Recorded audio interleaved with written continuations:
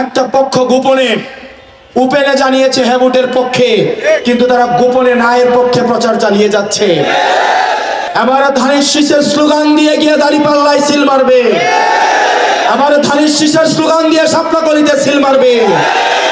আপনারা জানেন একটা দল টাকা নিয়ে, টাকার বস্তা নিয়ে নির্বাচন করতে নেমেছে, কালো টাকা নিয়ে নির্বাচন করতে নেমেছে। এটা আপনাদের দায়িত্ব। নির্বাচনের আগে একদিন টাকা নিয়ে 5 বছর গোলাম থাকবেন, নাকি বিনা পয়সায় ভোট দিয়ে আগামী 5 বছর বিনা পয়সায় সেবা নেবেন? প্রিয় ডুমুরিয়াবাসী, ভোটের আগের দিন যদি আপনি একটা নির্দিষ্ট অঙ্কের টাকার কাছে আপনি বিক্রি হয়ে যান, আগামী 5 বছর আপনি গোলামি করতে হবে। সিদ্ধান্ত আপনার। ভোটের আগে আপনি যে মালিক আছেন, প্রার্থীরা আপনাদের পায়ে পায়ে ধরছে, আপনারা চান কিনা ভোটের পরে আগামী 5 বছরও প্রার্থীরা আপনাদের কাছে পায়ে পায়ে যাক? যদি আগে ভোটের আগের দিন নিজেকে বিক্রি করে দেন, তাহলে আপনার আর মালিক থাকার সুযোগ নাই। আগামী 5 বছর আপনাকে গোলামি করতে হবে।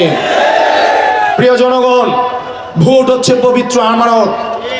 এই ভোটাধিকার, এই ভোটের অধিকার অর্জনের জন্য আমাদের সাব্বিরকে শহীদ হতে হয়েছে, ইয়ামিনকে শহীদ হতে হয়েছে, ইয়াকুবকে শহীদ হয়েছে, শত সহস্র সন্তানকে শহীদ হতে হয়েছে। তাদের রক্তের কসম, আপনারা আবার টাকার বিনিময়ে ভোট দিয়েন না, আল্লাহর আরশ কেঁপে উঠবে। এই ভোট হচ্ছে পরিবর্তনের ভোট। এই ভোটের মধ্য দিয়ে আমরা স্বৈরতন্ত্র ব্যবস্থার পরিবর্তন করতে পারবো।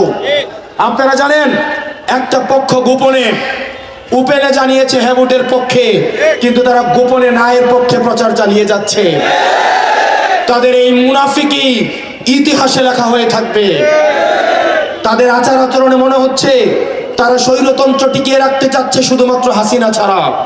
তাদের কাছে স্বৈরতান্ত্রিক ব্যবস্থার বিচার ব্যবস্থা ভালো, স্বৈরতান্ত্রিক ব্যবস্থার মিডিয়া ভালো, স্বৈরতান্ত্রিক ব্যবস্থার ব্যবসাপাতি ভালো, স্বৈরতান্ত্রিক ব্যবস্থার এক্সিকিউটিভ ভালো, স্বৈরতান্ত্রিক ব্যবস্থার পুলিশ ভালো, কেবলমাত্র হাসিনাই ভালো ছিল না।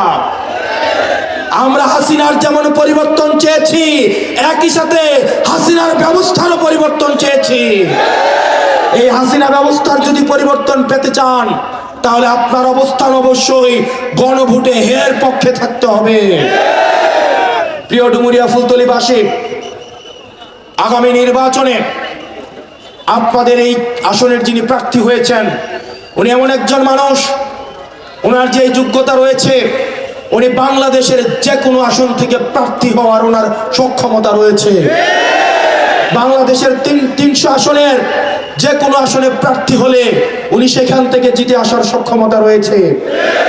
মিয়া গোলাম পরোয়ার সাহেব, উনি নিজের মাতৃভূমির টানে, আপনাদের টানে দীর্ঘ 1.5 যুগের বেশি সময়ের জেল জুলুমের মধ্য দিয়ে উনি গিয়েছেন, এবং দিন শেষে উনি আপনাদের কাছেই ফিরে এসেছেন। এবং উনি যে সময় ক্ষমতায় ছিলেন, উনি যতদিন এমপি ছিলেন, ওনার এমপি সময়ে উনি যত টাকা খরচ করেছেন, প্রত্যেকটা টাকার হিসাব 1 পয়সা করে জনগণের সামনে প্রকাশ করেছেন। সিদ্ধান্ত আপনার। আপনারা কি সৎ প্রার্থীর হাতে খুলনাকে তুলে দিবেন, নাকি টাকার বস্তা যারা দুর্নীতির আখড়ায় বাংলাদেশ পরিণত করেছিল তাদের হাতে খুলনাকে তুলে দিবেন? প্রিয় খুলনা ফুলতলা ডুমুরিয়াবাসী, ইতিহাসের সন্ধিক্ষণ, আপনাদেরকে সিদ্ধান্ত নিতে হবে।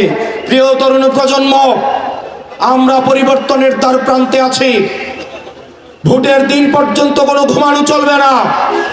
প্রত্যেকটা বাড়ি বাড়ি যেতে হবে, প্রত্যেকটা ঘরে ঘরে যেতে হবে। এবার বিএনপির ভোটের কারণে বিএনপির পরাজয় হবে। এবার ধানের শীষের স্লোগান দিয়ে গিয়ে দাঁড়িপাল্লায় সিল মারবে, আবার ধানের শীষের স্লোগান দিয়ে শাপলাকলিতে সিল মারবে। বিএনপির নেতাকর্মীরা অতিষ্ঠ চাঁদাবাজির কারণে, বিএনপির নেতাকর্মীরা যারা দীর্ঘ 1.5 দশকের বেশি সময় অত্যাচার, সংগ্রাম, নির্যাতনের মধ্য দিয়ে গিয়েছেন, তারা আজকে দলের মধ্যে কোণঠাসা। রাতের অন্ধকারে আমাদেরকে গোপনে এসে জানায়, আমাদেরকে আপনারা উদ্ধার করেন, এই চাঁদাবাজি থেকে আমরা মুক্তি চাই।